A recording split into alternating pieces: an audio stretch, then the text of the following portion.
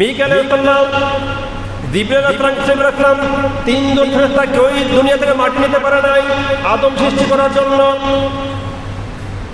পরিশেষে মহান রব্বুল আলামিন ফেরেশতা আজরাইল আলাইহিসসালাম তাকে তিনি আদেশ করলেন, হে আজরাইল, তুমি দুনিয়াতে চলে যাও, আমি একটা প্রশ্ন করেছি একজন আদম তৈরি করবো, তুমি দুনিয়াতে চলে যাও, দুনিয়াতে গিয়ে তুমি মাটি নিয়ে আসো, আমি ওই মাটি দিয়ে হযরত আদম আলাইহিস সালামকে তৈরি করব। আদম আলাইহিস সালাম তিনি দুনিয়াতে চলে এসেছেন। দুনিয়াতে আসার পরে মাটি ওই আগের মতোই করে অনেক কান্না করেছেন, অনেক কাকুতি মিনতি করেছেন, না না আমাকে দিয়ে আদম তৈরি করবেন না। কিন্তু আজরাইল বললেন, আমি তুমি যতই কাঁদো না কেন, তুমি যতই কান্না করো না কেন, আমার হৃদয়ে কোনো স্পর্শ করবে না। মহান রব্বুল আলামিন আমাকে আদেশ করেছেন, মহান রব্বুল আলামিন আমি হুকুম করেছেন, আমি মহান রব্বুল আলামিনের হুকুম তামিল করার জন্য এই দুনিয়াতে এসেছি, মাটি নেওয়ার জন্য। তুমি যতই কান্না করো না কেন, আমি তোমার কান্না কখনোই আমি শুনবো না।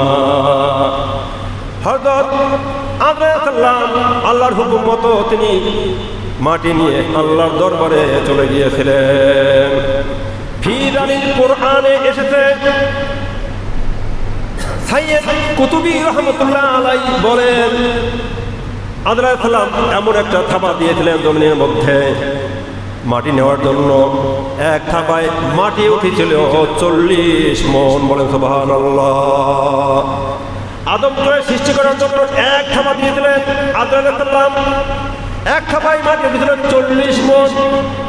সেই 40 মণ মাটি নিয়ে মহান রব্বুল আলামিনের দরবারে আদম আলাইহিস সালাম চলে গিয়েছিলেন।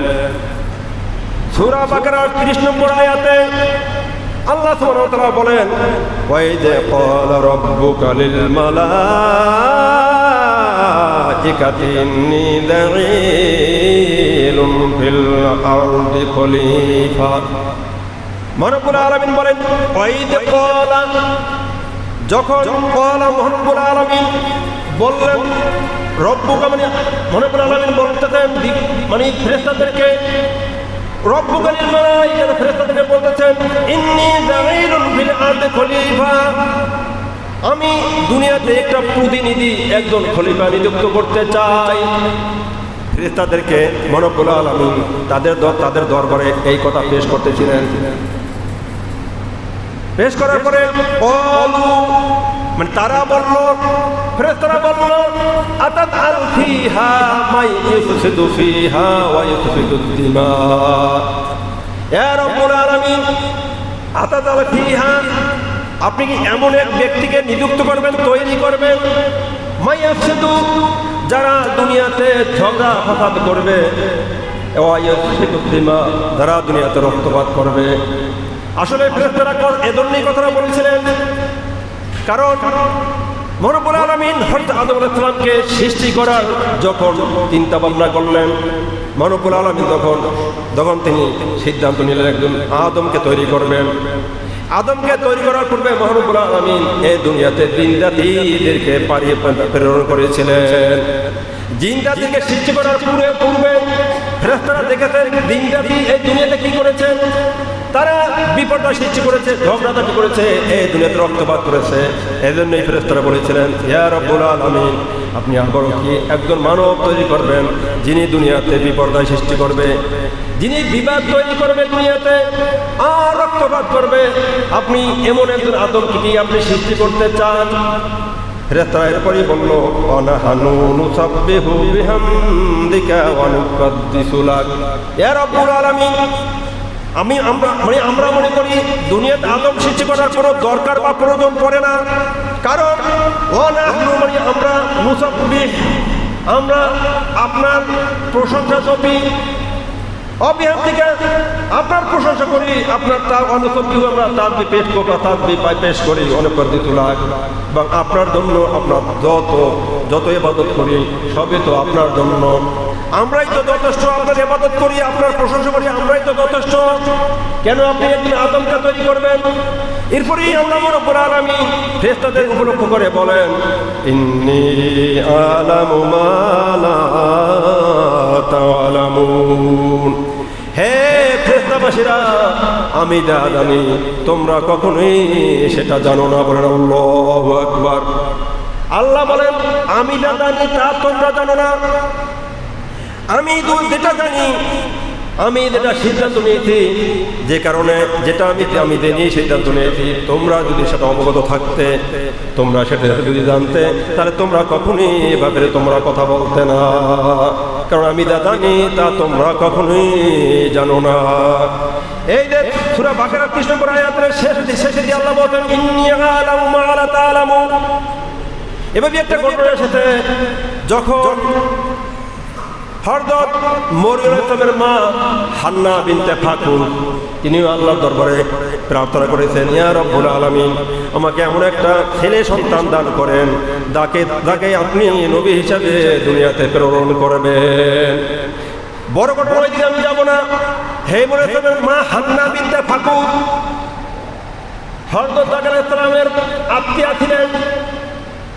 যাই হোক, যখনই তিনি প্রেগনেন্ট হয়ে গিয়েছেন, হে হান্না বিনতে ফাকুল তিনি মনে করেছিলেন আমার গর্ভে একজন ছেলে আসতেছে, যিনি নবী হবেন দুনিয়াতে। কিন্তু সেই সন্তান যখন দুনিয়াতে জন্ম লাভ করেছিলেন, সেই সন্তান ছেলে না হয়ে মেয়ে হয়ে জন্ম লাভ করেছিলেন। তার নাম হলো হযরত মরিয়ম আলাইহিস সালাম।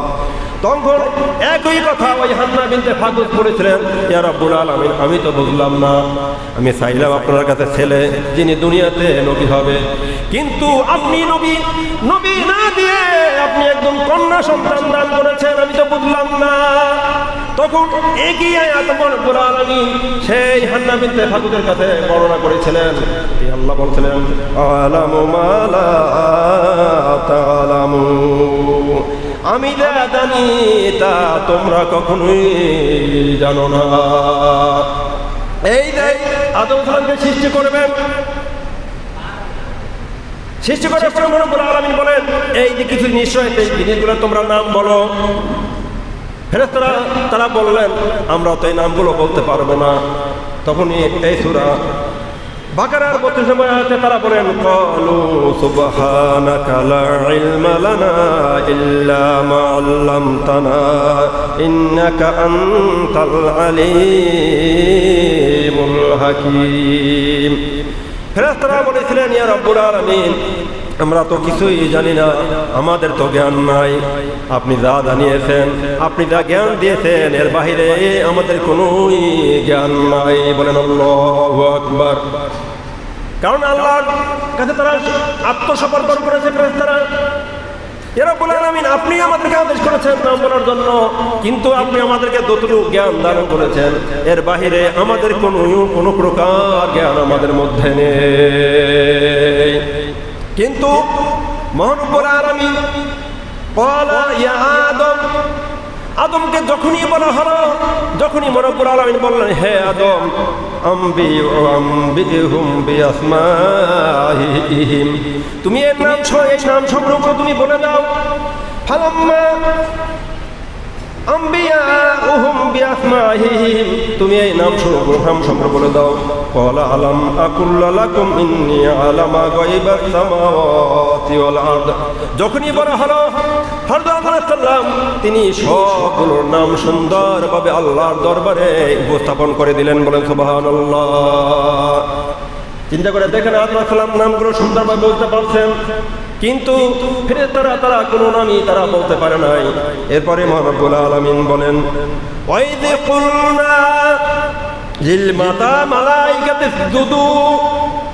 এই আয়াতের আগে একটু প্রারম্ভে চলে যায়, শুরুর দিকে চলে যায়। মহান রব্বুল আলামিন হযরত আদম আলাইহিস সালামকে সৃষ্টি করার জন্য মাটি নিয়ে এসেছিলেন। এর আগে যেটা আলোচনা করেছিলাম, কয় মন হয়েছিল? 40 মন। 40 মন মাটি আনার পরে রব্বুল আলামিন হুকুম করলেন, হে ফেরেশতারা তোমরা আদমকে তৈরি করো। কিভাবে আদমকে তৈরি করবে রব্বুল আলামিন সব কিছু জানিয়ে দিয়েছেন, সব কিছু বুঝিয়ে দিয়েছিলেন ফেরেশতাদেরকে। তাই ফেরেশতারা রব্বুল আলামিনের কথা মতো আদেশ মতো আদম আলাইহিস সালামকে তৈরি করেছিলেন। আমরা মুসলমান, আমরা দুনিয়াতে বসে অনেক কিছু জানি, অনেক কিছু শিখি। অনেকে জানার অন্বেষণ করি, অনেকে জানার চেষ্টা করি, কিন্তু আমাদের আদি পিতা হযরত আদম আলাইহিস সালামের জীবন কোথা থেকে আসলে, জীবন কিভাবে এসেছে, তার জন্মটা কিভাবে হয়েছে, তার সৃষ্টিটা কিভাবে হয়েছে, সেটা জানার জন্য আমরা চেষ্টা করি না। বলেন ঠিক কিনা? আমাদের জানা দরকার আমাদের আদি পিতা আদম কিভাবে হয়েছেন দুনিয়াতে, কিভাবে আগমন করেছেন, কিভাবে সৃষ্টি হয়েছেন, এটা জানার মোটেই আমরা চেষ্টা করি না। এই যে আমি একজন হুজুর মাওলানা আব্দুল হক আমি এসেছি, আমাকে দেখলাম একজন মুসল্লি বললেন, হুজুর আমাকে সূরাটা বলে দেন, আমাকে এই মাথাটা আমাকে একটু জানিয়ে দেন, আমাকে একটা সূরা আমাকে একটু শিখিয়ে দেন, দেখেন আমি সূরাটা বলি ভুল হয় কিনা। বা হুজুর আমাকে একটা এই একজন নবীর জীবনী সম্পর্কে আমি এতটুকু জানি, দেখেন আমার বলাটা সঠিক হয় কিনা, আমার নামাজটা সঠিক হয় কিনা, আমার মাথাটা দানা সঠিক আছে কিনা একটু জানেন, একটু বলেন। আমি দেখেছি এ পর্যন্ত কোনো মুসল্লি এ পর্যন্ত কেউই জিজ্ঞেস করে না।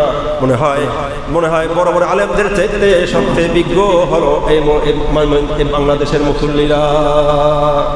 মনে হয় এরা এত জানার কোনো প্রয়োজন নাই, তাদের সবই জানে, তাদের কোনো জানার আগ্রহ নাই, চেষ্টা নাই। আসলে জানবে কিভাবে, চেষ্টা করবে কিভাবে? কারণ জানার ভিতরে তো লাভ নেই, জানার ভিতরে আগ্রহ আসবে কিভাবে? এখানে তো অর্থ হয় না, এখানে তো বাড়ি গাড়ি অট্টালিকা নির্মাণ করার জন্য কোনো অর্থ পাওয়া যায় না। সেই জন্য জানার জন্য চেষ্টা আমাদের মধ্যে নেই।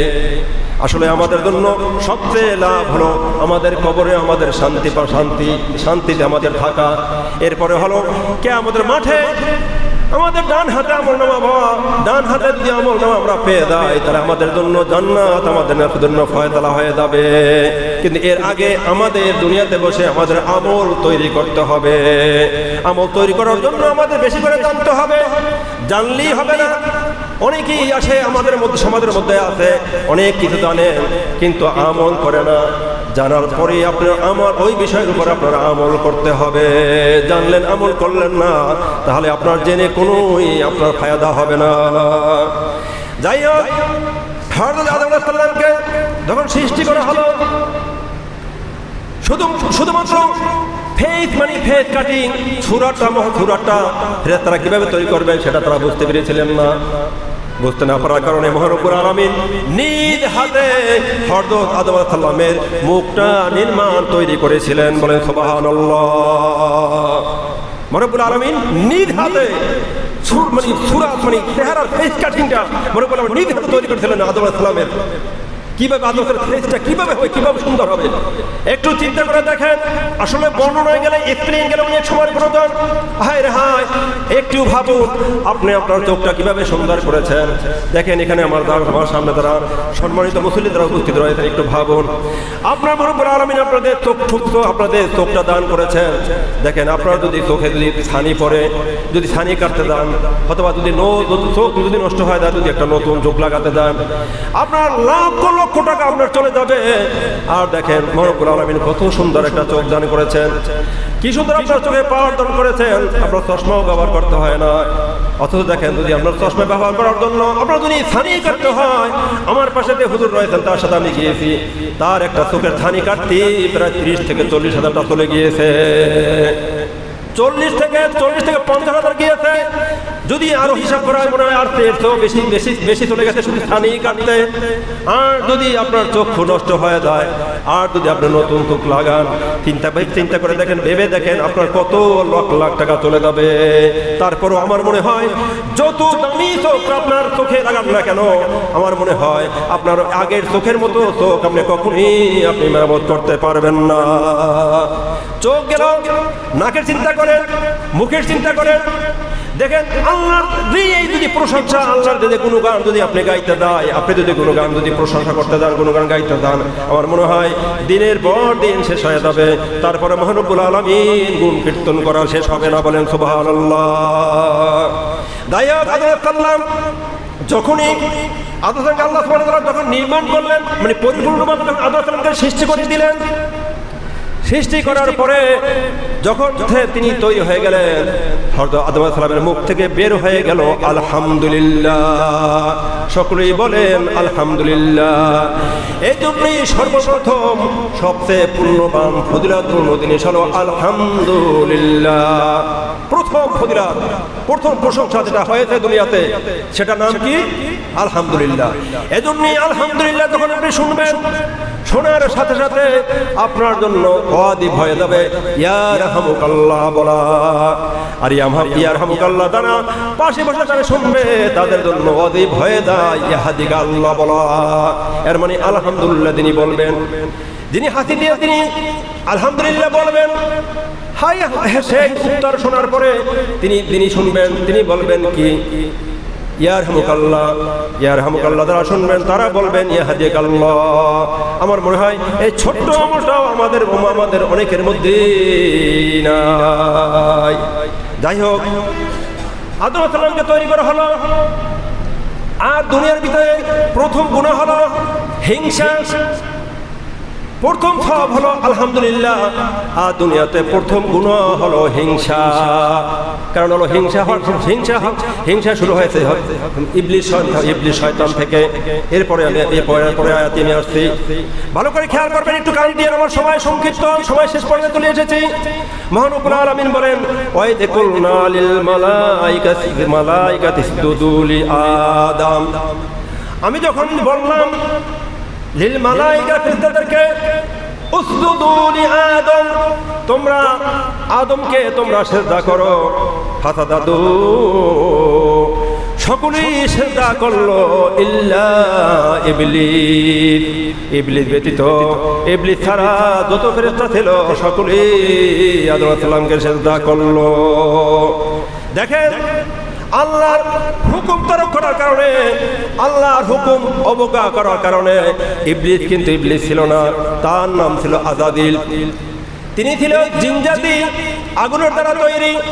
যখন রব্বুল আলামিনের হুকুম অমান্য করলো, সাথে সাথে হয়ে গেল ইবলিস, মানে বিতাড়িত শয়তান। এরপরে আল্লাহ বলেন আবা আস্তাকবারা ওয়া কানা মিনাল কাফিরিন।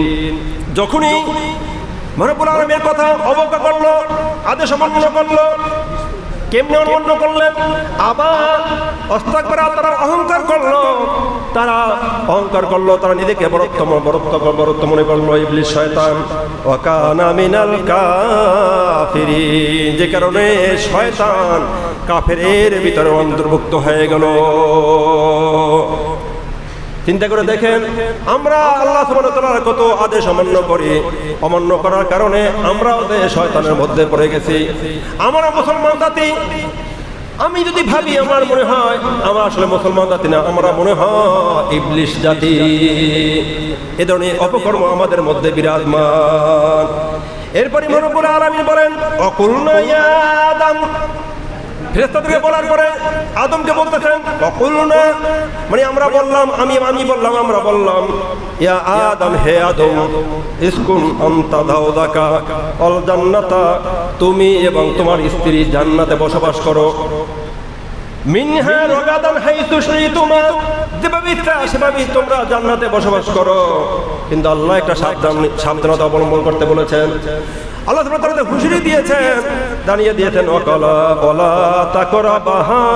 তাকরাবা হাযিহিস শাজারা, তোমরা এই জান্নাতের স্বামী স্ত্রী দুইজনই যেমন ইচ্ছা তেমনি ভাবে তোমরা বসবাস করো, কিন্তু সাবধান, ওয়ালা তাকরাবাহা, তোমরা নিকটবর্তী হবে না হাযিহিস শাজারা, এই গাছের নিচে, মানে ওই যে একটা বৃক্ষ ছিল জান্নাতের মধ্যে, আল্লাহ বলেন ওই যে একটা বৃক্ষ দেখা যাচ্ছে, ওই বৃক্ষের নিকটবর্তী তোমরা কখনই তোমরা হবে না। যদি ওই বৃক্ষের নিকটবর্তী হও, ওই বৃক্ষে তোমরা ছড়না যদি পড়ো, ফাতাকুনা মিনাজ জালিমিন, তাহলে তোমরা জালিমদের মধ্যে অন্তর্ভুক্ত হয়ে যাবে। আল্লাহ কিন্তু আগেই হুঁশিয়ারি দিয়ে জানিয়ে দিয়েছেন কি করলে জান্নাত পাবে, কি করলে জান্নাতে যাবে, জাহান্নামে যাবে, সেটা আল্লাহ কিন্তু জানিয়ে দিয়েছেন। আল্লাহ কিন্তু আগে হুঁশিয়ারি দিয়ে জানিয়ে দিয়েছেন আমাদেরকে। দেখেন, আমরা জান্নাতে যাব না জাহান্নামে যাব, সেটা কিন্তু আমাদের ইচ্ছার উপর নির্ভর করে, বলেন ঠিক কিনা? আদমকে বলতে তোমাদের যেভাবে সেভাবেই তোমরা চলো, সেভাবেই তোমার কাজকর্ম করো। কিন্তু ইবলিস শয়তান যখন বিতাড়িত হয়ে গেছে, সে ফাঁদ পেতে আছে, আমি ওই আদমের কারণে আমি তো জান্নাত থেকে বের হয়ে আমি তো জান্নাত পেলাম না, আমি বিতাড়িত শয়তান হয়ে গেলাম। ওই সময় থেকে প্রত্যেকে বলেছিল ইবলিস শয়তান, আমি দুনিয়াতে পাই কিছু পাই বা না পাই, আমি তো জাহান্নামী হয়ে গেলাম চিরতরে। কিন্তু এই আদমের কারণে আমি ইবলিস শয়তান হয়ে গেলাম, কিন্তু আমি দুনিয়াতে যতদিন থাকবো আমি এই আদম জাতিকে আমি কোনোভাবেই আমি শান্তিতে থাকতে দিব না।